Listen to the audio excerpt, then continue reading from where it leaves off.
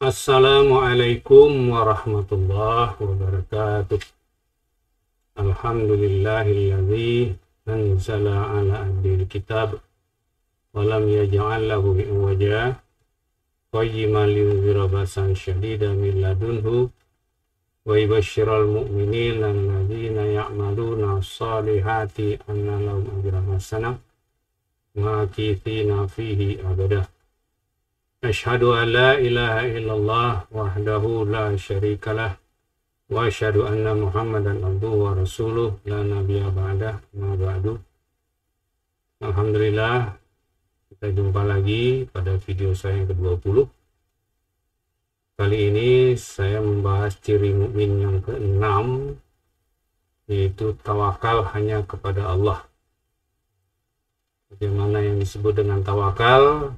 Saya jelaskan di sini, dan ayat-ayat, satu ayat ya, ayat yang menjelaskan tentang kapan kita mulai tawakal. Baik, kita mulai saja.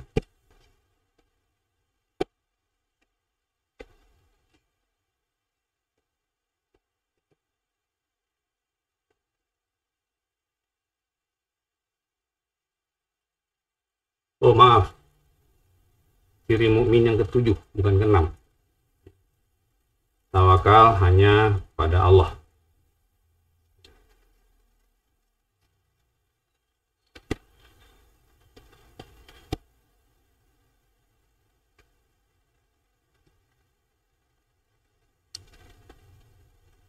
Ciri mukmin menurut Al-Quran ini selalu saya ulang. Nah, yang ke-7 itu tawakal hanya pada Allah. Tidak perlu saya baca lagi ya. Sekarang kita bahas tentang yang ke-7, tawakal hanya pada Allah. Tawakal hanya kepada Allah.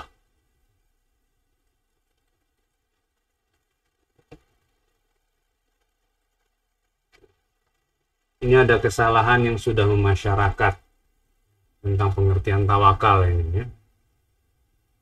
Sengaja saya bahas supaya kita paham istilah yang salah ini. Tawakal berserah diri. Kalau ada orang yang bilang berserah diri, tanya-tanya dalam hati, maksudnya apa itu berserah diri? Karena ada pertanyaannya begini, bagaimana caranya berserah diri itu? Apa menyerahkan diri? Apa-apa gitu. Nggak ngerti saya maksudnya itu. Saya nggak ngerti. Karena menyerahkan sesuatu pasti ada caranya, ada tindakannya, bukan diam saja. Kita berserah diri pada Allah, tawakal pada Allah. Maksudnya gimana itu? Nggak ngerti saya itu.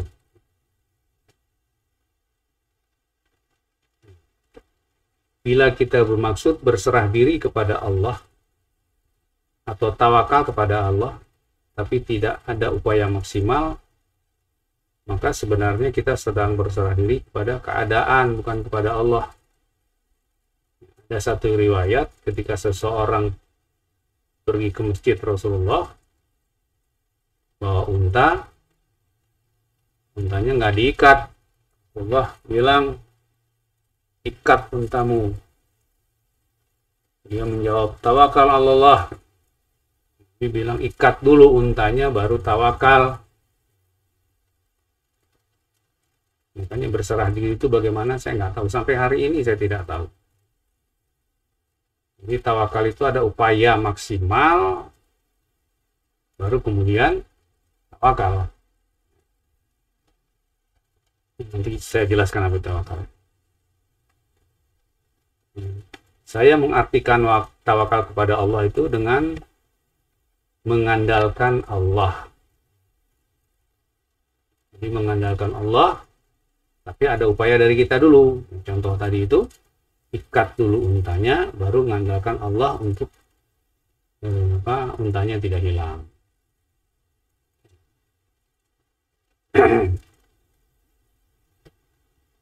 Kapan saatnya kita bertawakal? Itu Allah jelaskan dalam surat Ali Imran ayat 159. Jadi ada saat yang kita mulai tawakal itu. A'udzubillahi minasyaitonirrajim. Fa iza azamta fatawakkal 'ala Allah. Dan jika engkau telah bertekad atau azamta, maka tawakallah kepada Allah.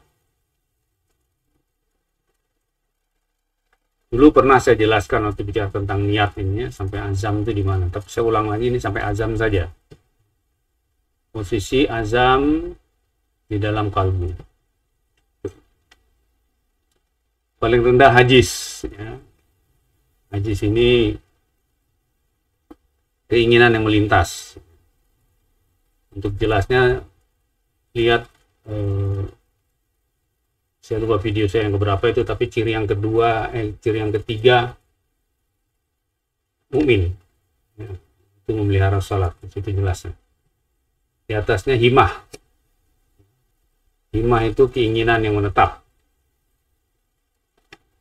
Di atasnya lagi iradah. Iradah itu rencana. Di atasnya lagi baru azam. Azam itu tekad. Rencana yang sudah bulat, tidak bisa diganggu-gugat, azam. Ketika kita sudah bertekad, berazam, baru tawakal pada Allah. Baru kita mengandalkan Allah, bersandar kepada kekuatan Allah, agar apa yang kita rencana, yang kita tekadkan itu bisa terlaksana. Itu tawakal. Jadi tawakal itu saat mulai bertekad. Tawakal itu mengandalkan Allah. Jadi ketika kita mulai bertekad, kita andalkan Allah. Artinya sepenuh-penuh keyakinan kita bahwa yang bisa menyampaikan apa yang sudah kita tekadkan itu, bisa mewujudkan apa yang kita tekadkan itu, hanya Allah. Bukan kita, bukan yang lain. Jadi mengharap bantuan Allah agar yang sudah menjadi tekad kita bisa terlaksana. Itu tawakal. Jadi di sini peran Allah itu maksimal gitu ya. Orang-orang yang beriman tawakal hanya kepada Allah. Mereka hanya mengandalkan Allah untuk mencapai apa yang menjadi tujuan aktivitasnya. Tidak mengandalkan kemampuan dari diri, relasi, ataupun lainnya selain Allah. Ini kelebihan huruf A ini ya. Seperti mengandalkan jadi mengandalkan. Kelemahan saya suka gitu, kalau ngetik suka kelebihan atau kurang gitu. Kuliah di S2 juga gitu, ya, jawab soal itu suka kurang. Yang salah. Oke, kita teruskan. Jadi orang beriman itu mengandalkan Allah sepenuhnya. Termasuk tidak mengandalkan fasilitas-fasilitas yang dia miliki, tidak. Karena kalau Allah berkehendak, semua fasilitas itu nggak berfungsi, gitu ya. Bisa saja. Sebaliknya, kalau Allah berkehendak, kita nggak punya apa-apa, gitu. Atau bisa aja terlaksana, gitu. Ada aja yang nolong segala macam. Jadi betul-betul orang beriman itu tawakalnya hanya pada Allah. Nanti mengandalkan Allah. Tok. La haula wa la quwata illa billah. Usaha-usaha yang mereka lakukan dengan memanfaatkan 100% pengetahuan, kemampuan, kesempatan, sarana, fasilitas. Ini dimanfaatkan 100%, itu baru namanya tawakal. Jadi kalau contohnya yang bawa unta tadi itu diikat ya, sepenuh kemampuan dia itu, dia usahakan supaya untanya itu nggak kabur gitu ya.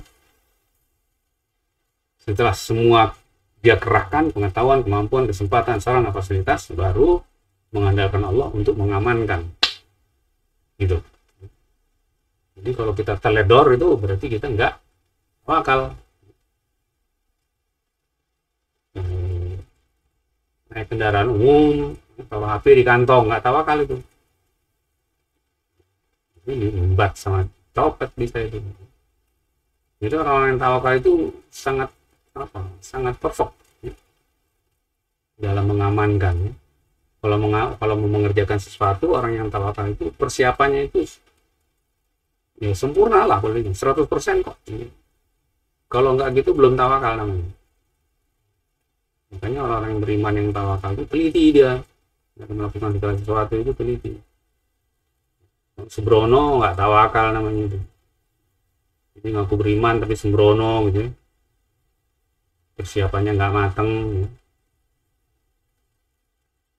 Saya dulu waktu masih sekolah itu kalau mau praktek itu kan dicatat dulu semua alat yang diperlukan, catat semua, dicek lagi bener nggak ini semua. Setelah itu baru masuk ke catatan, itu dibawa ke bagian peminjaman alatnya, itu ada ruangannya semua, contreng lagi satu demi satu, tanda tangan, baru kerja. Itu latihan-latihan untuk bisa melakukan secara perfect, mengerahkan pengetahuan, kemampuan, kesempatan, sarana, fasilitas. Cuman waktu itu belum ngerti itu tawakal, modalnya harus begitu. Setelah belajar tawakal ternyata jadi mau tawakal tuh modalnya harus begitu gitu. Harus perfect gitu. Kalau nggak tawakal namanya. Tapi mereka mengerahkan 100% semua itu bukan karena mengandalkan itu semua, bukan. Kita bikin semua persiapan itu untuk bisa mencapai yang sudah kita tekad, bukan dengan mengandalkan semua itu. Tapi karena Allah yang menghendaki untuk memanfaatkan itu semua secara maksimal. Jadi orang beriman itu dia tawakal, dia siapkan semuanya itu, dia kerahkan semua kemampuan, pengetahuan, kesempatan, sarana, fasilitas. Itu karena Allah nyuruh. Tapi yang diandalkan tetap Allah.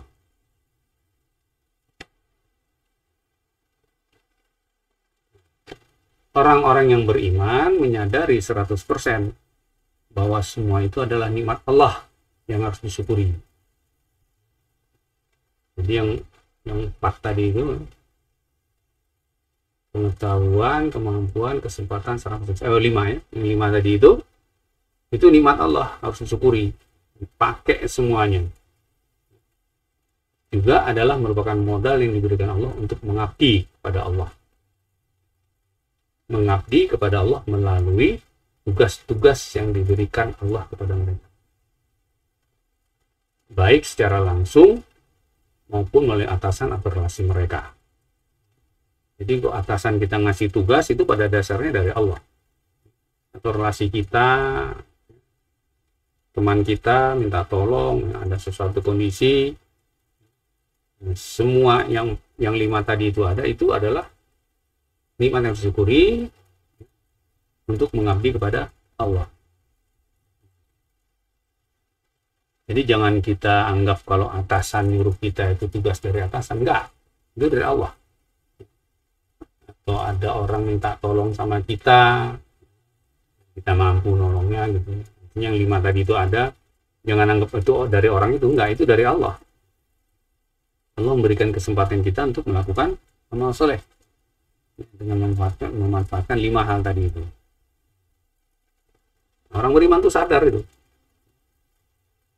Jadi orang beriman itu memang serius ya, serius dia mencari surga, mencari ridha Allah itu serius dia. Nggak seadanya. Gitu.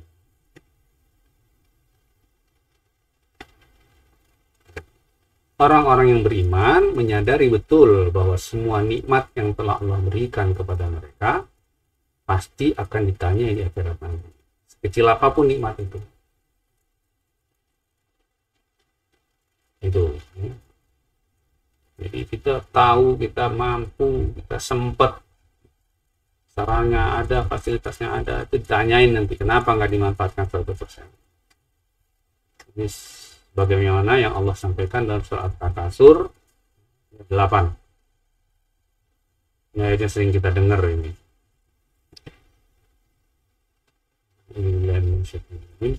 Tsumma latus'alunna yawma idzin anin na'im. Kemudian amat sangat sungguh. Kok pakai amat sangat sungguh? Karena di depannya adalah artinya sungguh, di belakangnya ada nun taukid, nun pakai tasdid tuh. Itu menekankan sungguhan. Latus'alunna. kalian akan tanya pada tentang nikmat. Jadi benar-benar bakal ditanya tentang nikmat, sekecil apapun.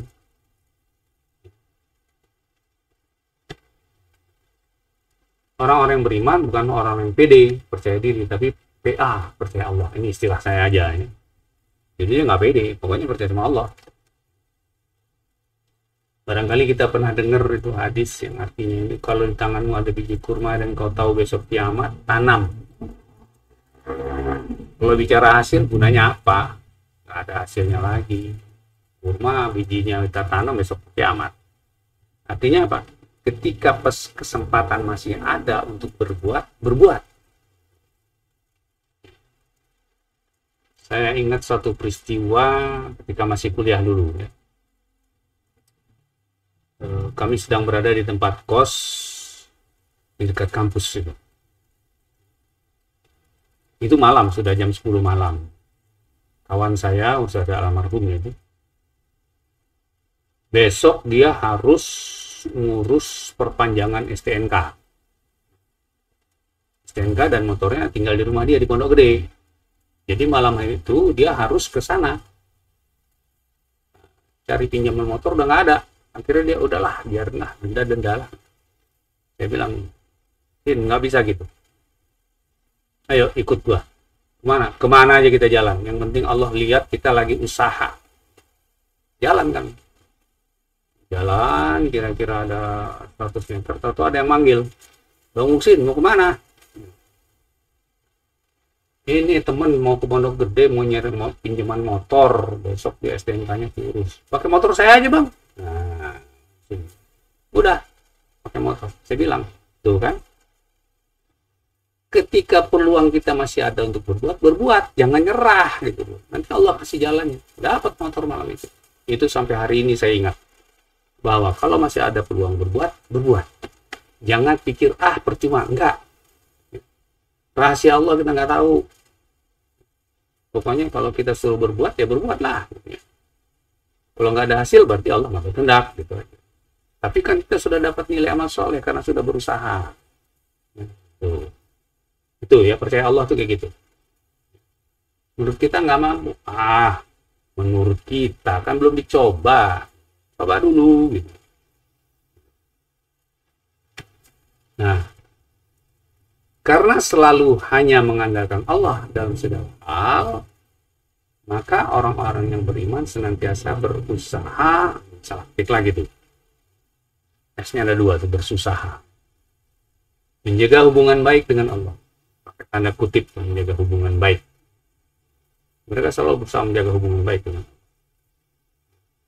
Oleh karena itu mereka satu, berusaha berlaku sangat sopan ketika berhadapan langsung dengan Allah di waktu sholat. Jadi waktu sholat tuh nggak berabak berubuk, nggak buru-buru baca Al-Fatihahnya, nggak cepet-cepet gitu ya. Itu tentang Al-Fatihah itu kan ada hadisnya gitu. Kita baca Alhamdulillah, Allah jawab apa. Kita baca Ar-Rahmanir-Rahim, Allah jawab apa. Maliki Yaumiddin, Allah jawab apa, dan seterusnya ya. Itu jadi antar ayat itu ada jeda.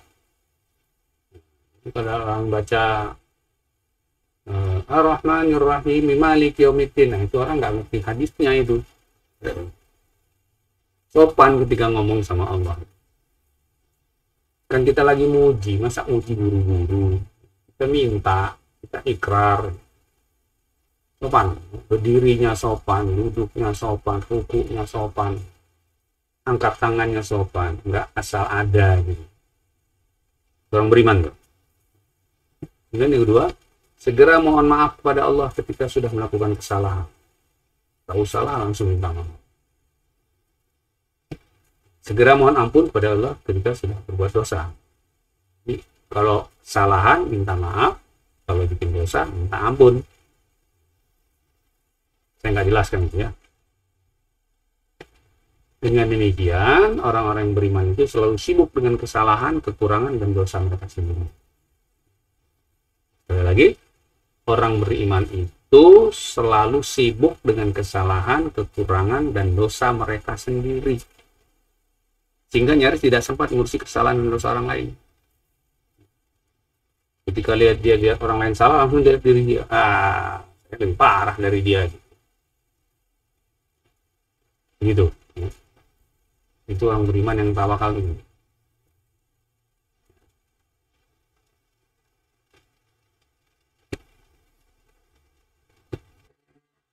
Saya kira itu saja yang bisa saya sampaikan berkaitan dengan tawakal.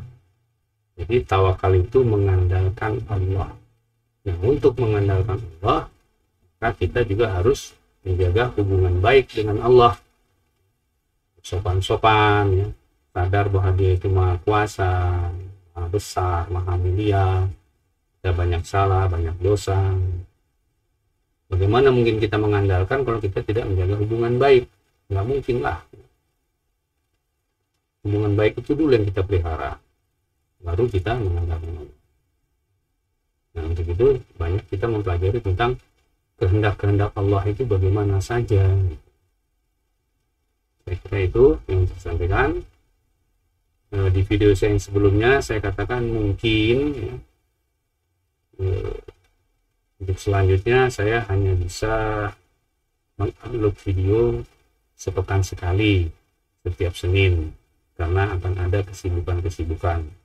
Tapi mudah-mudahan sampai dengan akhir April masih bisa 2 kali sepekan tiap Senin Kamis bagaimana janji saya semula. Mudah-mudahan. Saya kira itu saja. Kalau Anda ingin subscribe, like atau share, ya, klik link birunya supaya dibukanya di YouTube. Kalau tidak nanti di komentar video di HP Anda. Kalau Anda belum subscribe dan ingin mengikuti terus, silakan subscribe. Kalau Anda menyukai video ini, silakan di like. Dan kalau Anda menganggap ini perlu diketahui orang banyak, silakan di share. Terima kasih atas perhatian Anda. Yang benar datangnya dari Allah, yang salah dari saya. Bila itu hidayah, saya tutup dengan doa kafaratul majlis. Subhanakallahumma wa bihamdika, asyhadu an la ilaha illa anta, astaghfiruka wa atubu ilaik. Assalamualaikum warahmatullahi wabarakatuh.